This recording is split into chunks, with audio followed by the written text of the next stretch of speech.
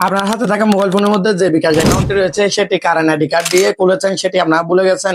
Current ID card দিয়ে খুলেছেন, সেটি খুব সহজে চেক করতে পারবেন আপনাদের হাতে থাকা মোবাইল ফোনের মধ্যে। তো কিভাবে চেক করবেন আপনাদেরকে দেখে দিচ্ছি। মোবাইল স্ক্রিনের দিকে লক্ষ্য রাখুন। আপনারা ফোন থেকে ইসলামী ব্যাংকের যে সেলফিন অ্যাকাউন্টটি রয়েছে সেখানে চলে আসবেন। এটাতে এসে লগ ইন করে নেবেন। আমি এটি লগ ইন করে নিচ্ছি পিনকোড দিয়ে।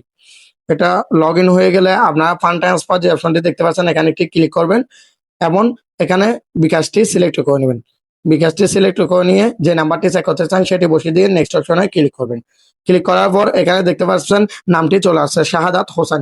সো আপনারা আপনাদের বিকাশ অ্যাকাউন্টটি খুলেছেন মনে হয় আপনার মায়ের এনআইডি কার্ড দিয়ে বা বাবার এনআইডি কার্ড দিয়ে বা ভাইয়ের এনআইডি কার্ড দিয়ে। সো আপনাদের পরিবারের সদস্য যে কোনো কারো নামের এনআইডি কার্ড দিয়ে তো আপনারা খুলেছেন। এই নামের যার এনআইডি কার্ড রয়েছে আপনারা মনে করে নেবেন তার এনআইডি কার্ড দিয়ে আপনারা বিকাশটি রেজিস্ট্রেশন করেছেন। সো ভিডিওটি ভালো লাগলে পেজটি ফলো দিয়ে চ্যানেলটি সাবস্ক্রাইব করবেন। দেখা হবে পরবর্তী কোনো ভিডিওতে। আসসালামু আলাইকুম।